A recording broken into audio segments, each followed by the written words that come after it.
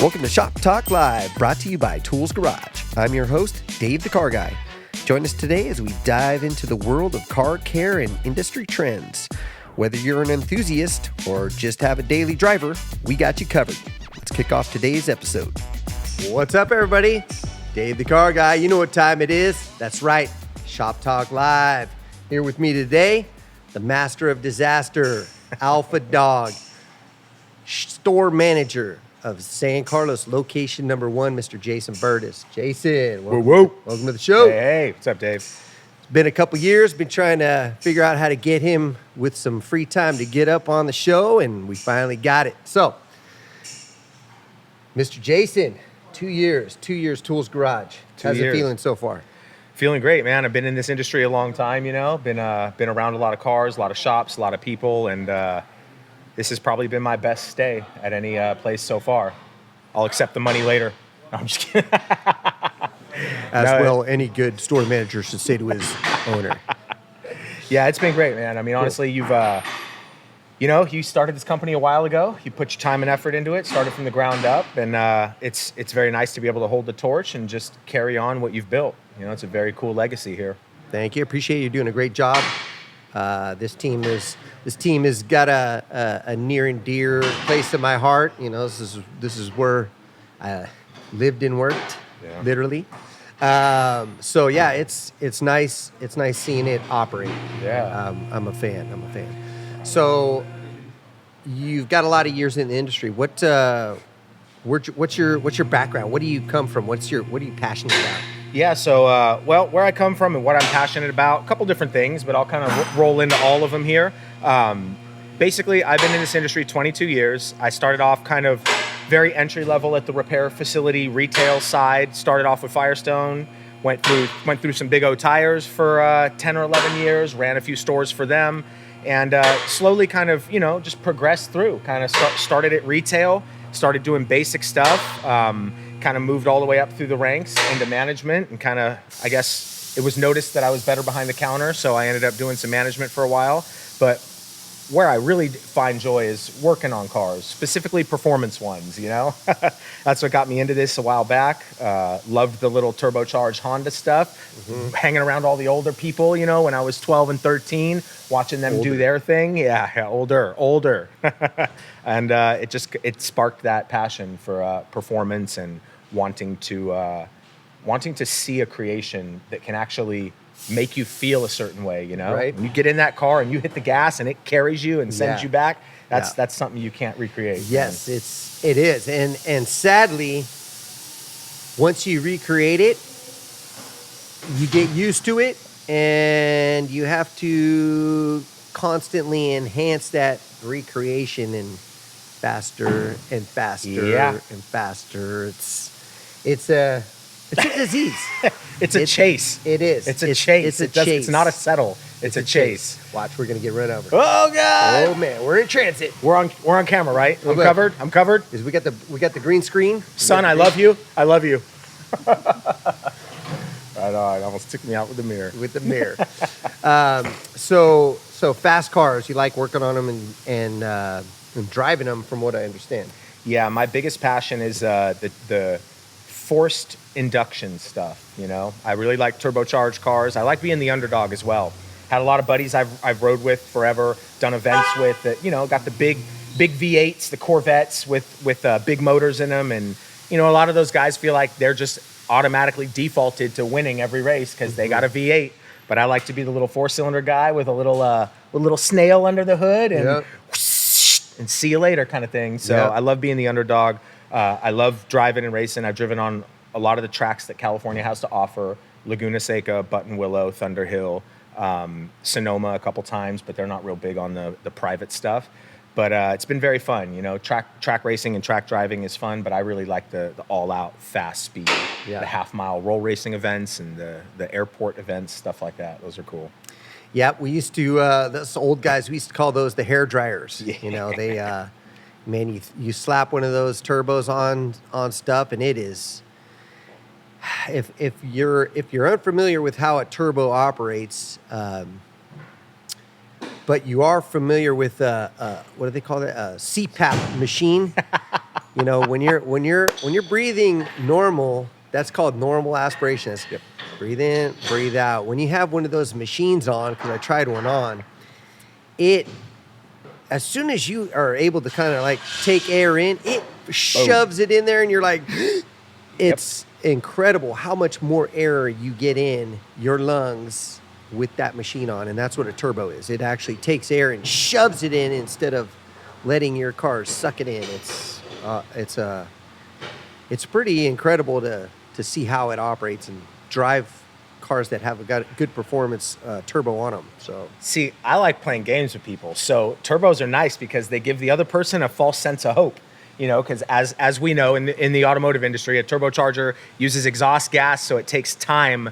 It's basically like a little child toy. When you blow a pinwheel and you spin a pinwheel and it's got two wheels on each side, when that turbocharger comes online, everybody thinks they have a chance until that spool hits. Yep. And then it's like, oh yeah, I'm winning now. Yep. No, I'm not. Yeah, so that's the fun part. I like being slapped in the face a little by that. Yep. Yeah. And I think that all really got highlighted by Fast and the Furious when those things came out. You know, us car guys, though, I'm going to tell you, you know, as cool and as exciting as those movies were, you see the turbos kick in and they do that. But danger and manifold. Yes, but they don't really have 13-speed manual transmissions yet, like they keep showing you. And when you're going 160 and 170, the last thing you are doing is looking around the car, because you cannot. Right. You are looking dead ahead and doing whatever you can do to not lose that car. That's right. So, great movies, a lot of action, kind of highlight our world, but like anything else in the movie industry, not quite accurate. That's right, man. That's funny. They're shifting 7 times and they're at 70 miles an hour. Yeah, at a $180, they're like, oh, I got 2 more gears. I got 2 more gears. No, 170, you're not feeling another increase like that. Nope. So, other stuff that you like to do, you know, I know you got a young son, Noah, great kid. You take him out, do lots of fun things, you know, mountain biking, archery, shooting. What are some of the fun things you guys like to do on the weekends? You know, as you said on a few of it, I'm trying to gather my thoughts here, and that kid definitely is the world to me. So most of my fun times revolve around him. We are definitely avid mountain bikers. You know, I like to stay in shape. It's one of those things that we all have to do. We all get older. We all have to find a way to stay in shape and keep the clock young as much as we can. So mountain biking is one of my big things with him. We get out, we get to see the scenery, we get to enjoy the environment, get to be active. That's been very fun. Now we also do, you know, we enjoy our target sports, I should say, to wrap up everything as a whole. And archery has been a big thing for us lately. It's, you know, growing up for a long time, I was a very avid gun shooter. Started in Boy Scouts at 9 years old. Competitively shot for a long time after that. But in the end, you know, it's expensive. Yeah. And it's somewhat, you're kind of in isolation in a way, because you have your you know, earmuffs on. You're kind of like at a place which is noisy. It's hard to talk. Great thing. Love it to death. But when we adopted archery, it was really cool because it's quiet. You know, you shoot an arrow. You don't have all this apparatus on, so you can go out peacefully somewhere. You can talk. You can it's kind of a meditation in a way. You know, it's quiet. You're still in the wilderness. And as you know, we're in a great area here. We have some really cool mountain bike areas, some really cool archery areas. So in our backyard here, we're lucky to have all these things that are valuable to us or to certain people very close by. So along with that, you know, me and him just kind of get out and about. He really enjoys just being outdoors, and we try to just soak in the environment. But hobbies are definitely cars, archery, target sports, and mountain biking for the most part. Yeah, that's good. It's good to get the kids out outside. You know, I'm trying to imagine myself as a youngster today, and you know, back when I was growing up, we did have video games, and they were kind of, you know, they were really starting to come out, and you know, we had the Space Invaders and, you know, stuff that you could play at home instead of going to the arcade, which was pretty neat. And I remember being at home, acing a game, right? You're like, dude, I got to get this. I'm going to win. I'm going to win it. Top score. Yeah. I'm going to break it to the end. And as I got older, it was like Madden, playing football and there's a lot more buttons now, Right. and, more realistic stuff. And I watch my youngest son, Nico, playing these computer games that are like, my God, that is, You need he's 12 got fingers. headsets. He's talking to all his buddies who are, in the same game with him. Yeah. And they're like, okay, yeah, I see that guy over there. Okay, we're going to go take out that alien creature. And it's like watching a movie. It is. It's so freaky. And, partly I'm like, I think I would probably be stuck inside because I would be all over that. Right. It's a catch-22. There's a lot of cool factor with it, but breaking it to get outside and be outside for most of the day as best as you can should be reintroduced because, video games, you can play them at night when Right. you have to come inside. Right. Because, outside there's a lot to learn, a lot to do outside. You can't jack yourself up, hit, break a limb, do any of that stuff and learn from playing video games. You can see it, but in real life you don't respawn. So That's a huge point. Right? That's a huge point. I've talked to my son about this. It's like it's not just the action of going outside, being active, grounding yourself, being a part of the dirt and the earth. You do lose a lot of that trial and error, right? Like you realize when you're a child, oh, I fell off the playground. Wow, that hurts, don't do that again. Yes. Next time I climb something, I'm going to know. Like you said very well, we disconnect from that when we don't have those trials and tribulations that result in just the typical day-to-day outdoor play. Learning. Yeah, it's like we end up guarding our kids in a way that we don't even necessarily realize. we've lost learning. Yeah, that's really true. We learn every day. If you notice, I got a bruise on my eyelid. Supposed to fix the cars, not fight them. How? Well, I went out.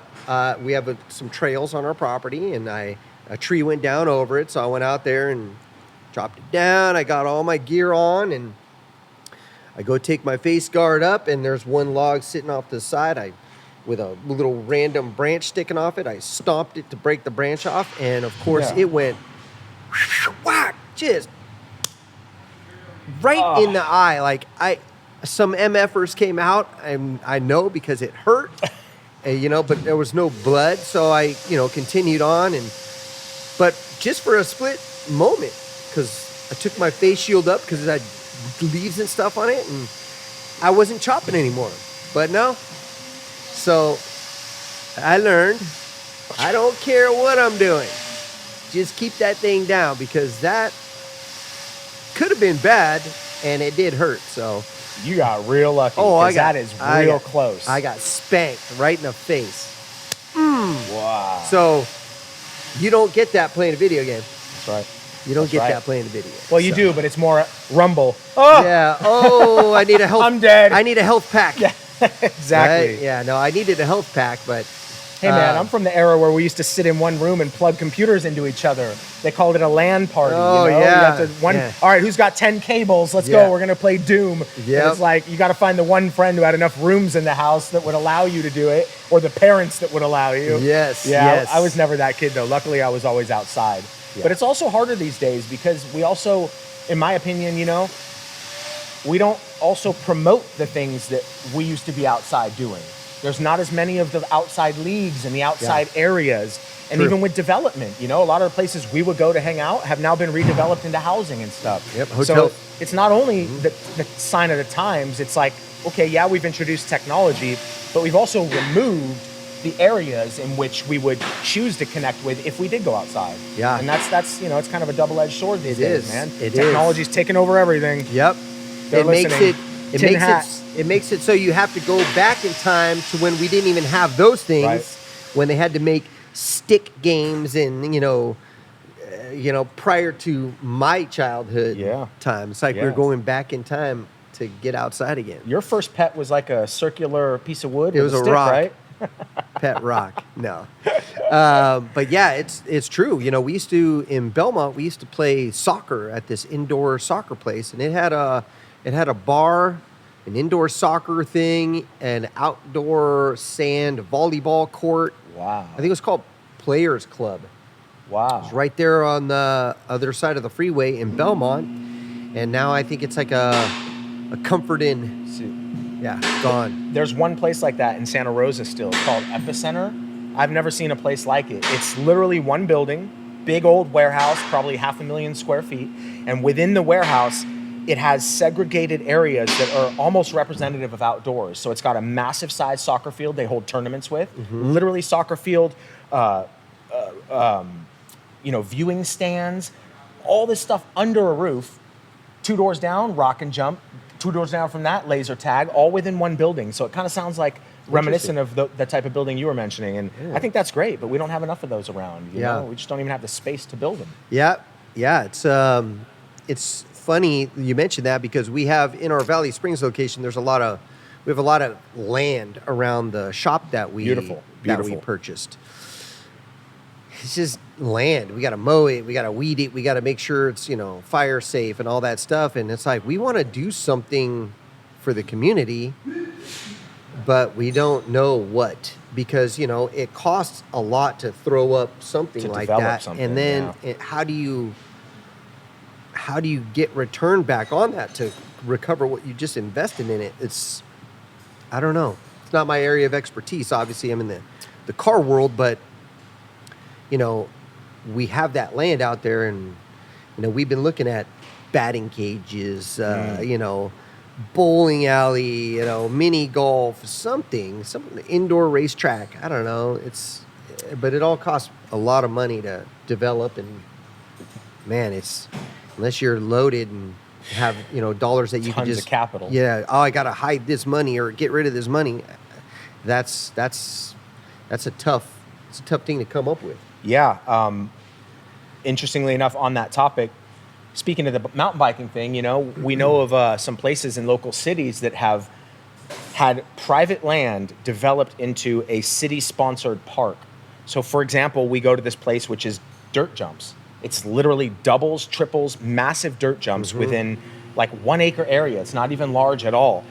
The city has helped the people who started it take it over. Now it's kind of a city park, and it's funded by the city, helped, the tools provided, the pay provided to keep it up to speed is all covered by the city. And it's literally just an outdoor dirt jump park for people with little bikes. Little kids are there jumping over these little whoops and stuff. So, hey, man, you got some nice land out there. You could turn it into something like that. Project it to the city. It'll kind of fund itself as a nonprofit type thing, and you could keep people employed there. You can keep fun happening. Yep. We have lots of conversations with our economic development advisor up there. She's awesome. So yeah, we're trying to come up with something. It does require some funding, which we're still trying to work on. But yeah, there's a lot of things out there. So anyway, the outdoors is a great thing. I feel like we are missing that a little bit out here, especially in the metropolitan type areas. Build upon build upon build. There's a lot more. There's a lot more buildings than there are cool parks to play at. Totally. Yeah. Yeah. It's a bummer. This is a nice area though, because they're pretty into building open spaces, but it's just too few and far between, Yeah. Bike communities, like they shut down Laurel Street. It's only pedestrian and walking. Which is kind of nice. Yep. So being in the outdoors, what's your deal? You guys like camping? Do you like I know you like shooting, but do you guys ever do camping, hiking in the Sierras, anything like that? Yeah, so life's a little busy as you age. So I used to personally camp a lot, especially with Boy Scouts. With my father, I'd be out all the time. We like to go up Highway 49, kind of Downeyville area, Tahoe National Forest. Very cool area. We have, as a matter of fact, my dad owns a little plot of land, which is like a gold mining claim. So you don't own the land itself, but you have all the mineral rights. So we have a little spot up there in Downeyville. I've camped for quite a long time. My son has only camped a few times, so I'm trying to get him back into that. But as you know, life gets busy sometimes. You got to Yeah. find the time and set up for it and really detach for a few days to get out and make it a worthy experience. Yeah. But we love doing that. We love hiking. We love getting out. Even if we're not biking or doing any archery, we really just like to peruse our local free and open areas. Just because, like you said, we all fall victim to the technology, even in our jobs. Even without being a kid on the game, in our jobs, we have to use technology to just stay up with all the reports and Yep. contact people. Absolutely. So even I try to disconnect as much as possible. However, though, you see these stories online where people are camping and they're met with a bear in the morning or something trying to dig for food. So I don't know. I don't want no Yogi at my front tent. I agree. That's always been my fear. When I used to boat, I had a boat, a little ski boat, old one that I bought, fixed, and wakeboarded behind for years. And I grew up camping with my family because that's what we did. It was relatively inexpensive. That's, it kept the kids occupied. We were outdoors. Teach them life values. Yeah, so we would camp, and it was in a tent always. And as I got older, and I say older, I was in my late 20s, maybe my 30s, and I'm like waking up, air mattress is deflated, and I'm on the rocks, and I'm just like, nah, I'm done. I'm done with this. I bought a like an 88 Suburban, barn doors in the back, and I had my air mattress in the back rolled up like a sleeping bag. I would arrive, unhook my boat, unroll my air mattress, hook up my air compressor, fill it up. I have my wheel humps with my little, like my nightstands, and never again have I slept in a tent. Man. Screw that. I have no more interest in it. It's fun and all when you're young. It's good for the story. Yeah. Other than that, no Yeah. thanks. Yeah. I need a decent amount of sleep in order to operate the way I do, which is full speed all the time till I hit the pillow. That it is. And man, when I wake up in the morning after a crappy night's sleep on the rocks, I'm not the same guy. Not the same guy. Drinks on the rocks or sleeps on the rocks? Both. I prefer Both. If after one, you need the other. Both. Yeah, I agree with that. Camping's fun, but sometimes when you age, it's a little more. It reverts from the camping to the glamping in a way, because like you said, it is important we operate at a high level. And Yes, right. Sleep's a thing you can't get that debt back. Yep. That's Yeah, I super know true. they say we should have at least 7 hours or whatnot, but I get probably about that six and some change. But I sleep pretty good, and I wake up most of the time. I'm ready. I'm ready. You have to, man. Look what you do around here. You got to keep these three amazing shops in order. I don't do as much as I used to though, so I have to come up with some other stuff. What I got is great people like yourself that are sitting here at the shops and doing what I used to do, making it happen. So, I kind of miss those days a little bit. The role I have now is much different than it used to be. The seeing and the hearing and the teaching of things was awesome, because there's so much stuff going on the day to day that you get to be part of it all day. Like, hey, dude, check this out. I caught this. What you said. Let's say it like this. This is how it's going to be perceived better. So or hey, that process that was awesome. But you know what? What if we try this? I don't have that anymore. So a big piece of what I am really good at, seeing and adjusting on the fly, is I have to find a different use for it, because it's not like I can put it on a shelf and not use it. That's what I am. That's who I am. So you don't feel now, stepping away from the stores at more of a hands-on level, you don't feel like that kind of morphs into providing the same knowledge to the people who then provide it to us? Yes. Like, are you Yes. you do have that value? So Yes. is it just you trying to It's less realize people. that value? It's less people. Yeah, right. that's true. It used to be this much. I see this. now I see this. Yeah. So it's just different. Yeah. It's just different. Sometimes we just have to figure out what in that new process gives us that joy that we Yeah. had before. And I think, I Yes. mean, you know, you and I have talked about this recently in my own adventures and growth here. And Yes.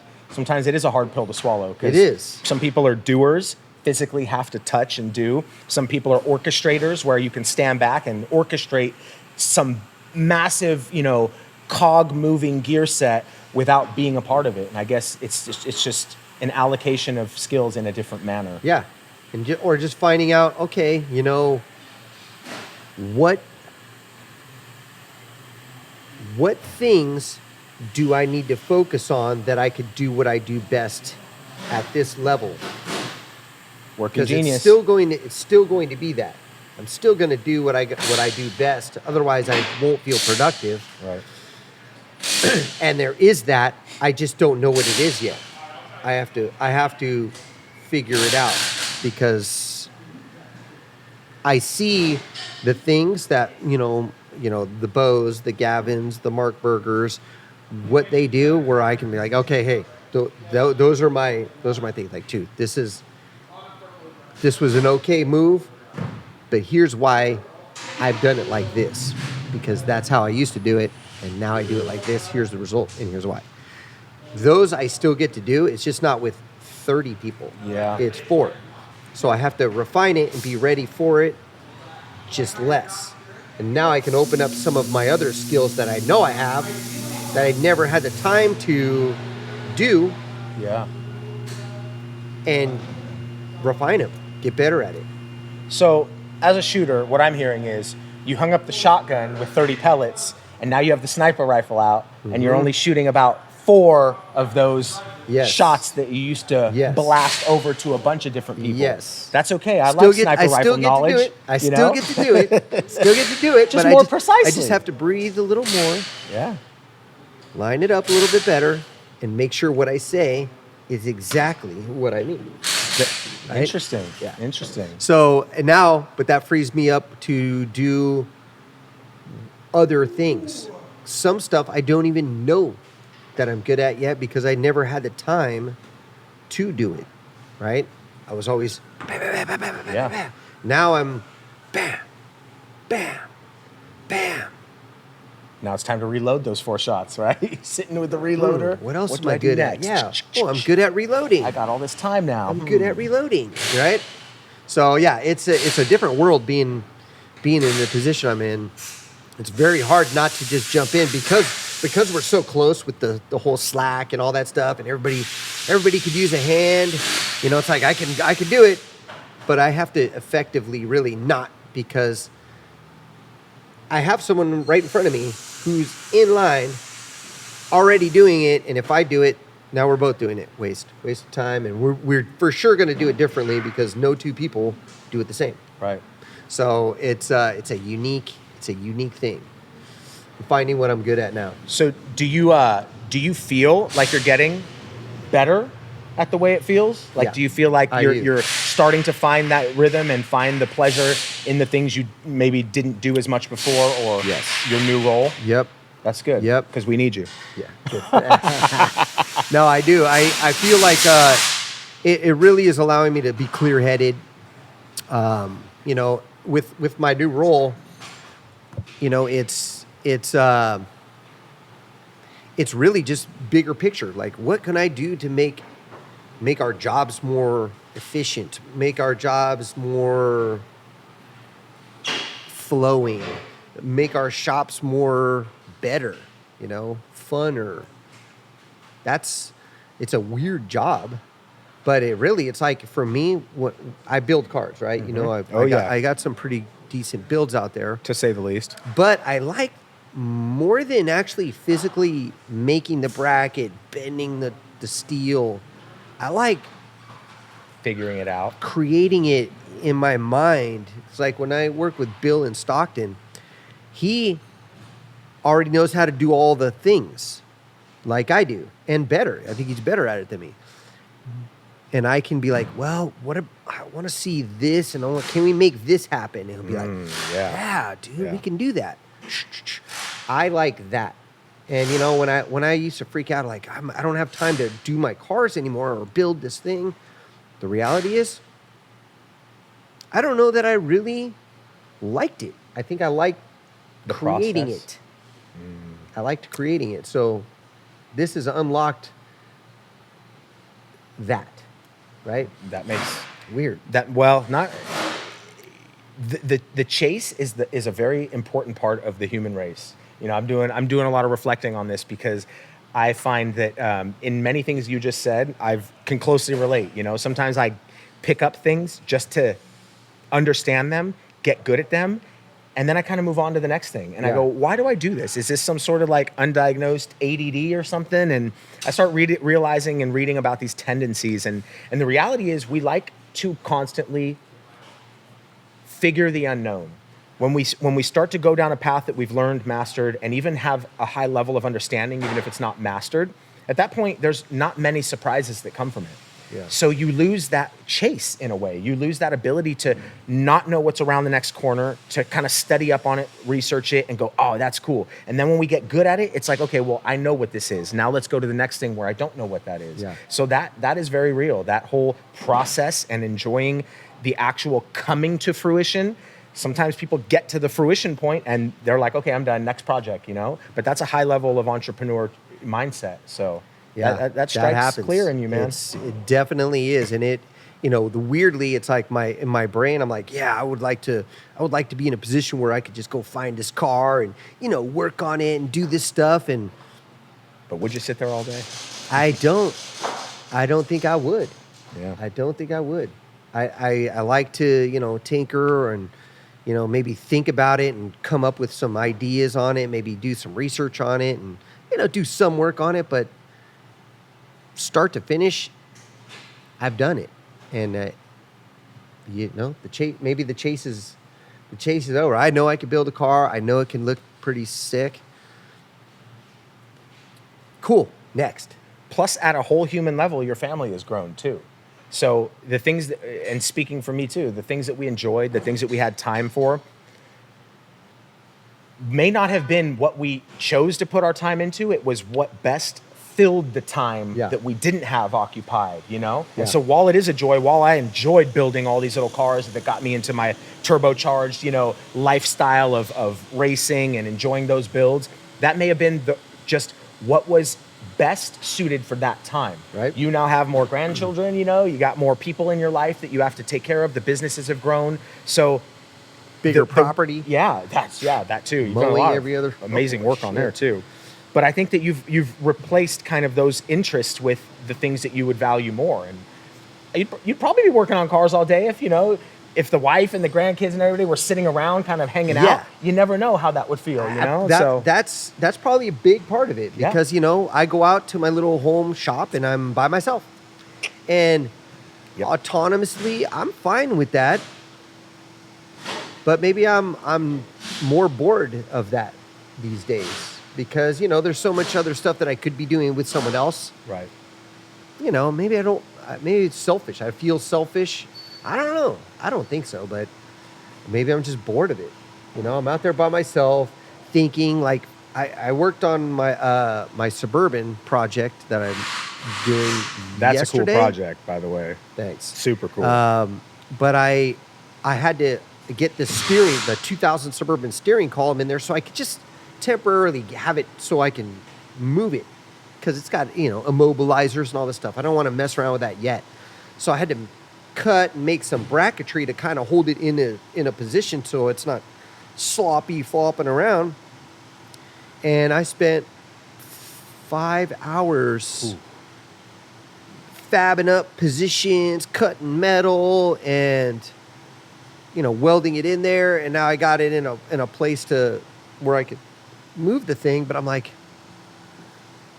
man, all day. I could have done a lot. I could have done a lot of things, a lot of other things that made a big difference than that. So, I think that's the sad part about the time. Like there's other things I should, could, and want to be doing with my time than that. That is a slippery slope of a thought process. And the reason I was making some interesting faces is because this is something I've competed with in my own mind lately. Trying to figure out if it's me or if my interests have shifted, because the things I did love to do, they're not creating the joy they used to create. I guess that's the best way to say it. Yeah. And so you kind of said it very interestingly, because we've known each other for a while. We're both kind of introspective people. We kind of look at what we do and assess, like, why is it happening that way? And there's a lot of things lately where I've put hours and time into something where I said, I'm actually going to carve this time out because I have not been able to do this particular thing in so long that I'm feeling bad about not creating the time to do it. And then I go through what you just went through, where you actually have made the time over way too long of a time, right? 3 months you say, I'm going to get this done. Yeah. Then you're like, I got a weekend. I'm going to get it done. My kid's doing something cool inside. He's got a little time where I'm going to let him have his time. I'm going to do my time. I'm going to get this project done. And then you end up realizing, like you said, man, well, I only got a couple weekends out of the month, and I just spent 4 or 5 hours doing this. Did it feel like this big thing that was checked off and removed? And sometimes it doesn't. But we did it because it's been so long that we didn't do it. Yeah. So how do you double hit yourself for getting the thing done that you wanted to, yet wasting the time doing it? And so I've been fighting with this lately, man. Mental deficiencies. That's it, dude. I think we have to learn how to wrap our heads around it, and more so treat everything like a giant to-do list, where it's all on the list. Yeah. It's not one is more important than the other. If it's something we feel we have to do, make the little time for it. Maybe make less of a time for it. Because I think you and I, we also get lost in those projects. We may say we got 2 hours today to do it, and then 2 turns into 5. Yeah. Maybe that's the regret part of it. Maybe it's that thing. Maybe I'll set 2 hours next time, then I'll get back to what I was doing, and I don't know. So anyway, I'm working through that with you, man. It is. It's a funny thing, but sadly, that's like first world problems. True. I mean, that means we've allotted ourselves the time to do this passionate thing that we got going on, and we did it, and maybe the passion wasn't there. Maybe mentally we think this is what makes us who we are, but it isn't. It might not be. It's still cool. So finding that like medium to be like, okay, you know what? I spent 5 hours on it, but you know what? Now that's in there, and now I could at least move that thing around. So, I accomplished it. Check. Yeah, cool. I don't know. It's a slippery slope. Hobbies have turned into cleaning for me. You never want to do it anymore sometimes. There's certain hobbies where you're like, I want to have the time to do it. I really need to do that, and I want to do it.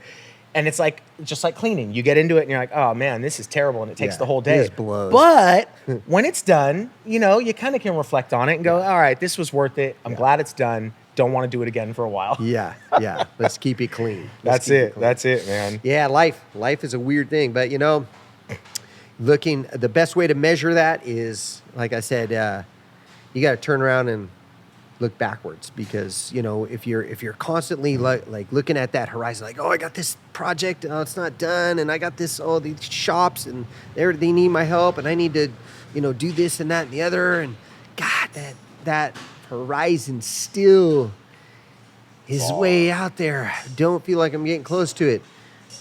You do have to just turn around, stand in your spot and go, wow. Yeah, I got a lot done. That's amazing. Let me just reflect in that for a while. Yeah, it was worth it. Okay, there it is. Horizon. Keep trekking. Yeah. You brought that up recently to me, and I think that's great life advice in general. Whether you're talking about hobbies, talking about relationships, everything is work. Work itself is work, and we do get lost in the day-to-days. We tend to not realize how far we've come. We focus on how far there is to go, and just reiterating what you said. See, there you go. So you said, I'm not really telling everyone every day what needs to be done and interjecting your thoughts and feedback. However, you had a talk with me that you wouldn't have had time to do if you were into the day-to-day, which brought a lot of realism to my work life here and my personal life. And like you had said, it's very important to do an about face once in a while and see, oh wow, I've come that far. Yeah, there's still that far to go, but I have come this far, and that honestly is that might be sometimes what keeps people going. Like that, doing that right there might be the one thing where people can regain some perspective on the work that they have done, because it is easy to fall into a rut and just feel like you have not gotten anywhere, like your wheels have spun, and then you turn around and you see you've come 10 miles. There may be 20 to go, but knowing that you've come 10 already, it's kind of rewarding, man. Yeah. So I think that's good advice. And I can't even take the credit for it. I re-spewed it, but the book that came from is called the Gap and the Gain. And that's their concept is that's our mind's concept. When you're thinking in the gap, you are thinking of the negatives, like, oh man, why is Jason having such a hard time? Why can't he just get past this part? Why can't he do this? Instead of going, well, wow, look at look at how much he's accomplished right now. Cool. He just has to get past this little hiccup right here. Awesome. Right? It's really a mind shift. Gap, gain. Just it's weird, and it is your mind. What I've learned being in the roles as I've climbed our ladder is you made the ladder. I keep adding pieces. You built the ladder. I keep adding pieces to it, but the reality is everything that we do is our mind. Like even when I grew up, man, we had no money. I was a mechanic in the 80s. We didn't make shit. Let's just put it bluntly. We were like we were the black sheep of tradesmen. Yeah. Everybody could be a mechanic. Oh man, I lost my job as a whatever. I'm gonna go be a mechanic. Well, only ones that don't have a union, by the way. Right. So the thought process is like all the decisions that we make, all the way that we feel, everything that we do, all comes from right there.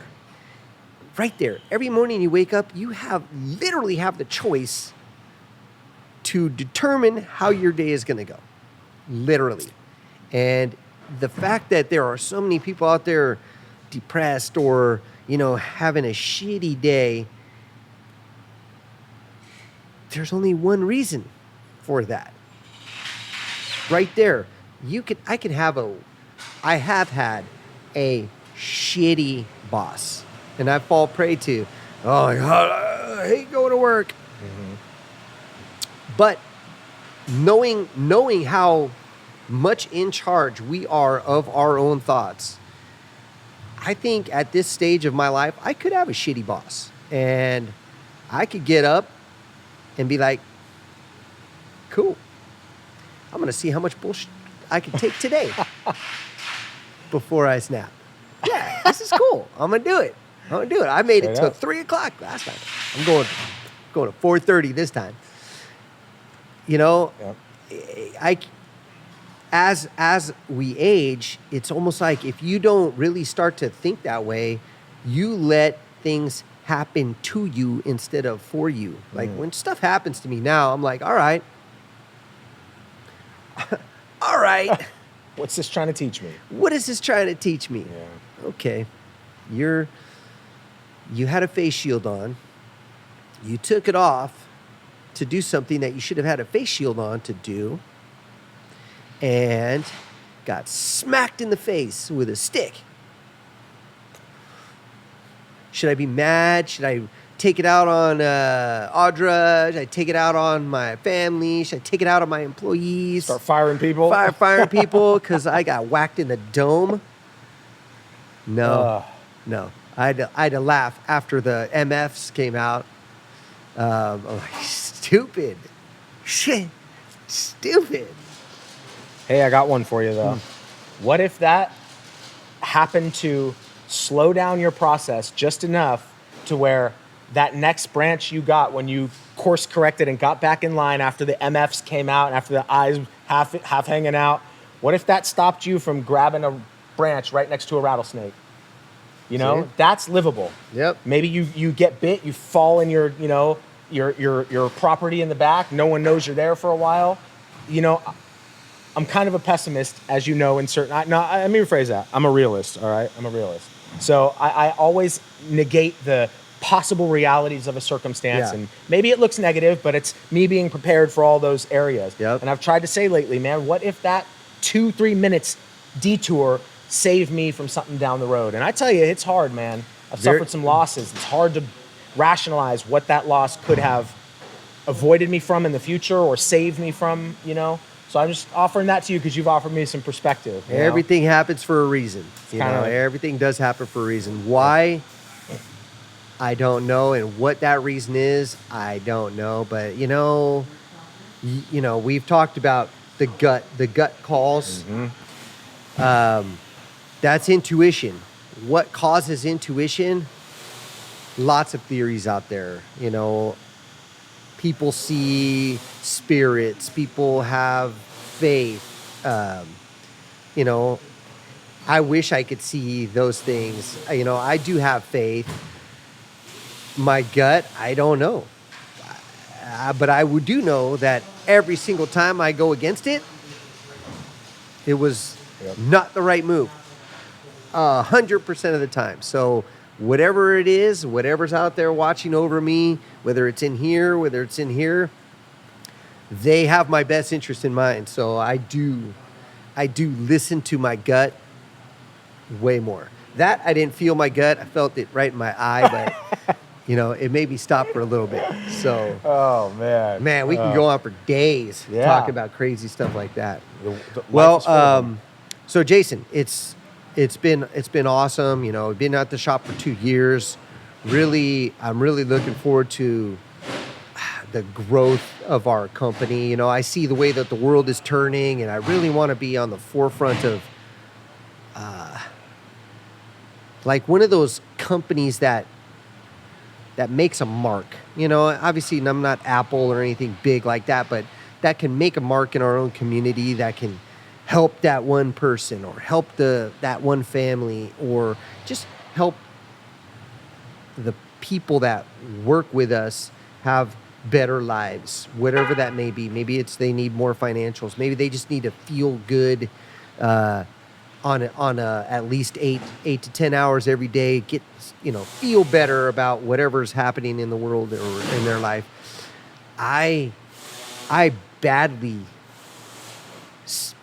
feel that. That's what drives me. You know, when we talk about getting another shop or 2 or 3, it's definitely not to, I don't know, it definitely doesn't help financially yet.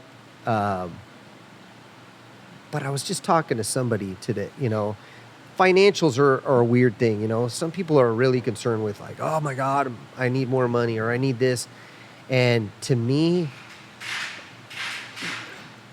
financials, I mean, at the end of the day, if I can go into a restaurant and just buy whatever I want, have an expensive glass of wine and not just be freaked out like I'm going to lose my house, I have all the money I need. That's comfortable. I mean, I do. Yeah. I don't know how to put it any other way.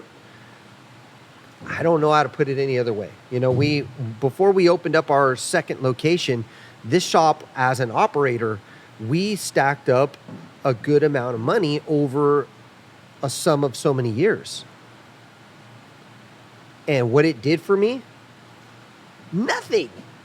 It literally did nothing. It's nothing. It allowed me to buy another shop. Yeah. Could I buy another something else? Yes. But what did it really do for me? Nothing. I have way, way less in the bank, but I could still go to the restaurant and buy whatever I want to eat, and I feel fine. Because I already know I make enough to pay my bills, because I keep my bills small. I don't know. That's sadly what money is to me. It's almost like a burden a little bit, because if you have too much, you have to be doing something with it. You know, if you spend it on your whatever, my experience in life is gone. Yeah. It does nothing, Yeah. and you have nothing other than Right. some experience in your mind. I don't know. It's a trip. It's a trip. It's just a tool.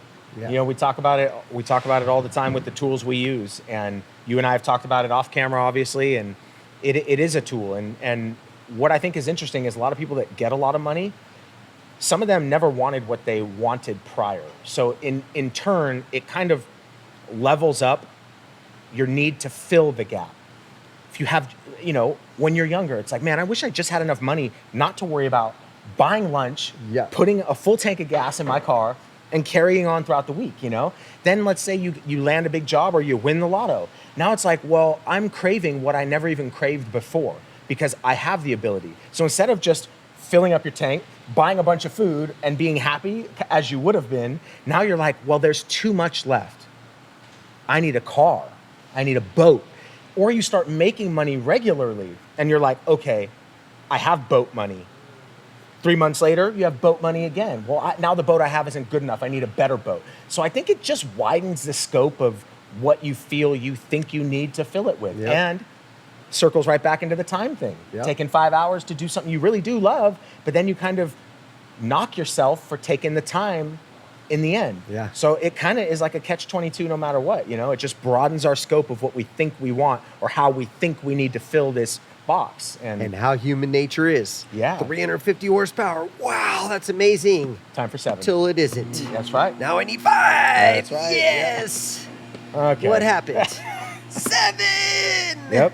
Yeah. We move our perspective needle, and now it's not so Yeah. much anymore. So Yep. I hear you. Yep. Well, you know, I mean, sometimes it's just about turning around, looking back, look at what we've accomplished. What do we really want? Do I really need this other stuff? No, I want it. I want that. It's cool to want. But yeah, it's a But weird want thing. and need are different. They are. That's- They are. Recognizing it is the key. They are. But you know, I'm telling you, this company I built not not to help with the things that we need in life. I built this company so we all who work here, who put in our blood, sweat, and tears can get what we want. Because there is nothing wrong with that, you know? And I think want is basically another word for goal. Yeah. Get your goal out there, and it gives you something to drive for, because at the end of the day, human nature, we need something to go after or we wither. And so Yep. anyway. All right, Jason. right. Well, we should probably wrap it up because we probably got to get to work, get to lunch, do all that good stuff. My boss isn't here today. It doesn't matter. Always good to chat with you, my Hey, man. thank you for all the opportunity too. Tools Garage San Carlos. Jason at the helm. This place is rocking and rolling. We got a great team here. 3-year, 36,000-mile warranty at Tools Garage, and they honor it. They honor it. We eat things that we probably shouldn't, just to make sure people are well taken care of, because that, at the end of the day, is what we're after. We want to make sure people have a great experience here, and that's what we do. It's not about the money. It's about building lifelong relationships. That's right. That's Yep. right. Starts there. Yep. All right. We're signing out, Jason. I'm Dave the Car Guy. Signing out. Thanks for listening to Shop Talk Live. For more episodes, follow us on YouTube, Facebook, and Instagram at Tools Garage. Remember, drive safe and stay tuned for more. Until next time, I'm Dave the Car Guy, signing out.